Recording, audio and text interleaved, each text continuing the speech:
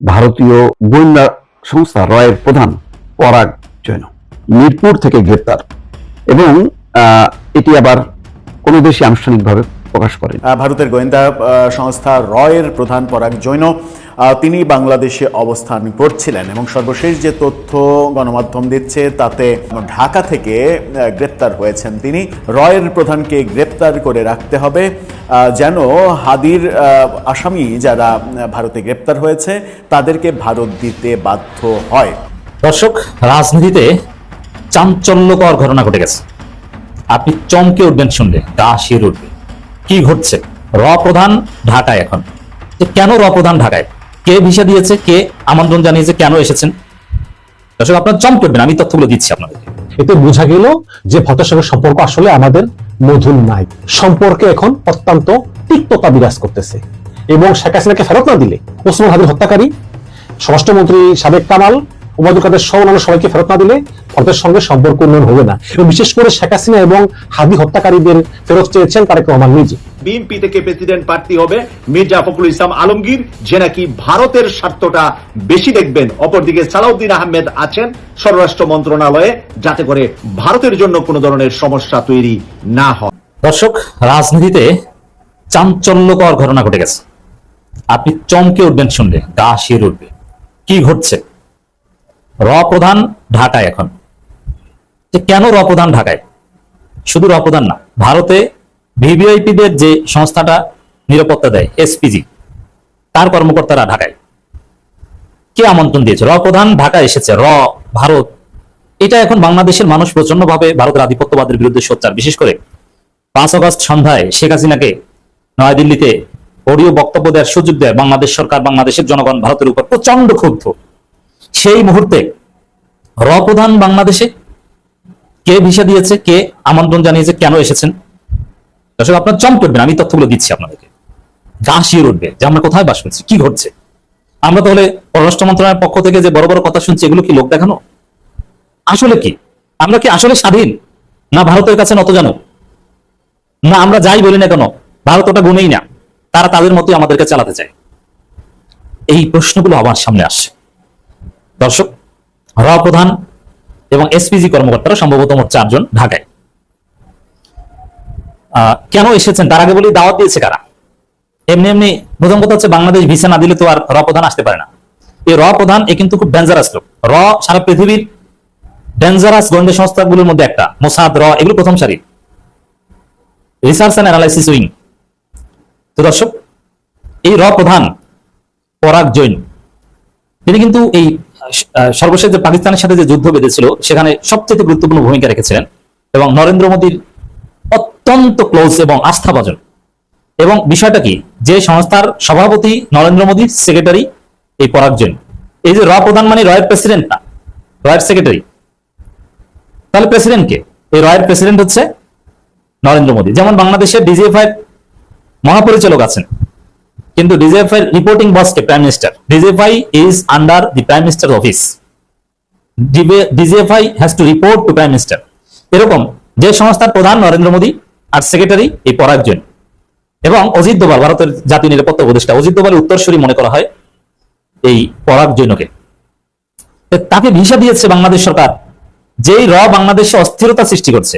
বাংলাদেশের সমস্ত অশান্তির মূলে র, সমস্ত রাজনৈতিক অঘটনের মূলে র, সমস্ত রাজনৈতিক সংগঠনের মূলে র, যাদের কার্যক্রম পরিচালনা করে স্বাভাবিকভাবে গোপনে, সেই সংস্থার প্রধান, গোয়েন্দা সংস্থার প্রধান বাংলাদেশে ওপেনে সফরে এসেছে। ওপেনে বলতে আমরা এখন জানতে পেরেছি, কিন্তু মজার বিষয়, ভারত সরকারের পক্ষ থেকে এই বিষয়ে কিচ্ছু বলা হয়নি, বাংলাদেশ সরকারের পক্ষ থেকে কিচ্ছু বলা হয়নি। কিন্তু ভিসাটা তো বাংলাদেশ সরকার দিয়েছে, বিনা ভিসায় তো আর আসেনি। এর মানে সবাই জানে, কিন্তু গোপন রেখেছে। এর মানে গোপন খেলা চলছে, পর্দার অন্তরালে অনেক বড় বড় খেলা চলছে। কি খেলা চলছে, এটাই আমাদের এই ভিডিওর আলোচ্য বিষয়। দর্শক, দাওয়াত দিয়েছে কে? দাওয়াত দিয়েছে, আমরা খোঁজ নিয়ে জানলাম, ডিজিএফআই। তারেক রহমান ক্ষমতা এসেই তার অত্যন্ত ক্লোজ একজনকে মেজর জেনারেল হিসাবে পদোন্নতি দিয়ে তারপরে তাকে রয়ের চিফ বানিয়েছে। তারপরে এই র চিফ চিকিৎসার নামে তার স্ত্রী সহ দিল্লি সফরে গেছে, কোন কোন সোর্স বলছে একাধিকবার। সেই ডিজিএফআই দাওয়াত দিয়েছে র চিফ সহ এই 4 জনকে, এসপিজি কর্মকর্তা থেকে শুরু করে। যে এসপিজির কাজ হচ্ছে ভিভিআইপিদের নিরাপত্তা দেওয়া। কেন এই ভিভিআইপিদের নিরাপত্তা দেওয়ার কর্মকর্তারা বাংলাদেশে আসছেন? এই হিসাব কিন্তু মিলে যাচ্ছে, 2 2 4 মিলে যাচ্ছে।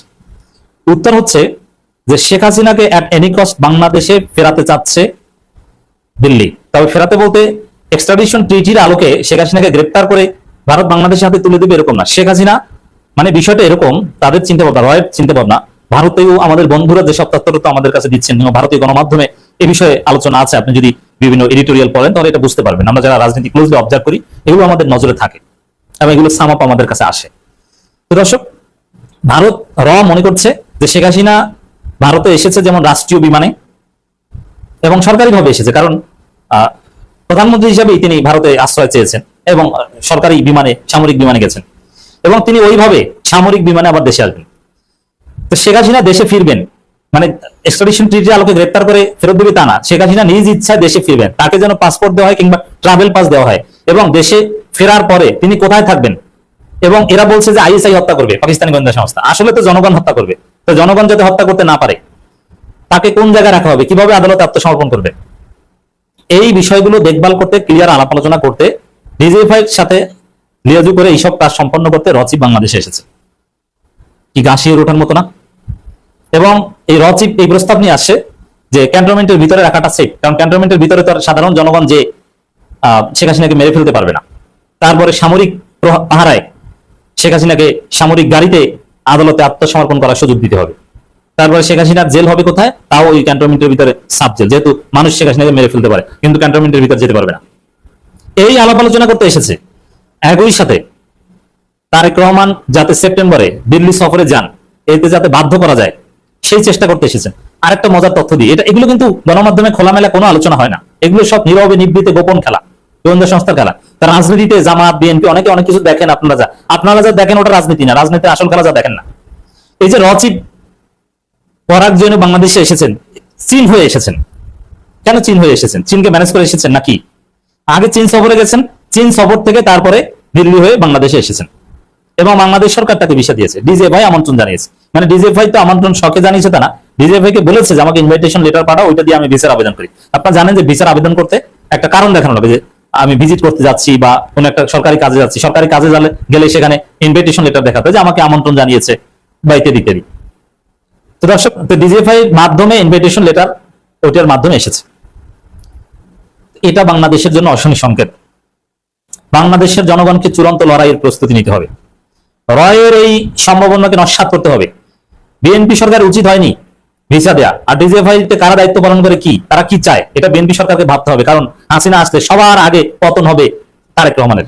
ভারতীয় হাইকমিশনার দীনেশ ত্রিবেদী বেশ কিছুদিন আগে জয়েন করলেও তার সঙ্গে এতদিন প্রধানমন্ত্রী তারেক রহমানের কোনো সাক্ষাৎ হয়নি, কিন্তু গতকালকে সাক্ষাৎ হয়ে গেল এবং এই সাক্ষাৎ নিয়ে কিন্তু প্রচুর আগ্রহ ছিল নেটিজেনদের মাঝে।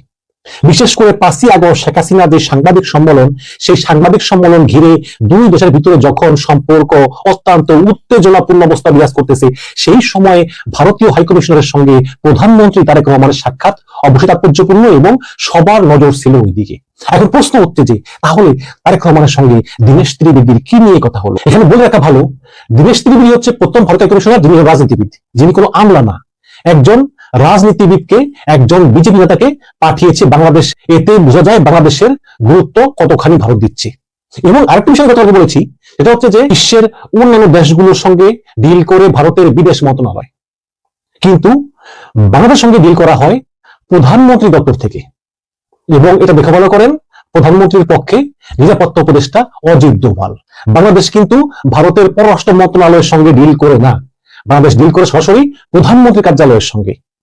তো এই হিসাবে দীনেশ ত্রিবেদী তিনি সরাসরি accountable to Indian prime minister Narendra Modi and his security adviser Ajit Doval, S Jaishankar না। তো এখন আলাপ হয়েছে এবং আলাপের যেই বডি জেস্চার মানে অঙ্গভঙ্গি আপনারা দেখবেন তারেক রহমান মাঝে বসছে এবং দীনেশ ত্রিবেদী এক পাশে বসছে। সাধারণত আমরা দেখি কি যে যখন কথা হয় তখন সামনে থাকে দুটা চেয়ার, একটায় তারেক রহমান আরেকটাই দীনেশ ত্রিবেদী, কিন্তু এখানে সামনে একটা চেয়ার তারেক রহমান বসা, এক পাশে দীনেশ ত্রিবেদী সহ ভারতীয়রা বসা, আরেক পাশে খলিলুর রহমান সহ অন্যরা বসা, তারেক রহমান মধ্যমণি, তিনি মাঝে একটা চেয়ারে বসা। তার মানে হচ্ছে যে সম্পর্কটা যে আসলে অতটা গভীর না এবং সম্পর্কটা যে মজবুত না, এটা কিন্তু এই মিটিং এর যে বডি জেস্চার বঙ্গভঙ্গি এতেই কিন্তু বোঝা যায়। তারা প্রমাণ পারতো না যে দীনেশ ত্রিবেদীকে একদম বাংলাদেশে রয়ের প্রধান এসে ডিজিএফআই এর সাথে সাক্ষাৎ করেছে হোটেল রেডিসনে। সেটা সম্পূর্ণ সম্ভবত সেনাবাহিনী দ্বারা পরিচালিত বা যাই হোক। তো হঠাৎ করে এই রয়ের প্রধান বাংলাদেশে, তারপর আবার দেখলাম তারেক রহমানের সাথে দীনেশ ত্রিবেদী যে রাষ্ট্রদূত সম্ভবত, সেও সাক্ষাৎ করেছে। আসলে হচ্ছেটা কি? হঠাৎ করে রয়ের প্রধান কেন বাংলাদেশে? কেন আসলে যখন বাংলাদেশের এই নিরাপত্তা নিয়ে তো কথা হয়, বাংলাদেশের রয়ের ব্যাপারে যে বাংলাদেশের অসংখ্য বিএনপি নেতাকর্মীকে রয়ের দ্বারা গুম করা হয়েছে বা করা হয়েছে, এগুলো বলা হয় তখন এই রয় এজেন্টের দ্বারা। তো এখন বাংলাদেশে কি করে গেছে এই রয়ের প্রধানকে এখানে আসতে দেওয়া হয়? কিভাবে কি হচ্ছে? নাকি তলে তলে কি এই বিএনপি ভারতের এই হাতেই সব কিছু নিজেদেরকে সঁপে দিচ্ছে? এটা আসলে প্রশ্ন রাখে। তবে যাই হোক, দেখা যাক, সময় আসলে বলে দেবে। আপনারা আসলে ভারতে এই যে রয়ের প্রধানের উপস্থিতি, এটার বিষয়ে আপনাদের মতামত কি জানিয়ে দিন কমেন্ট বক্সে। ভালো থাকুন, সুস্থ থাকুন, আল্লাহ হাফেজ।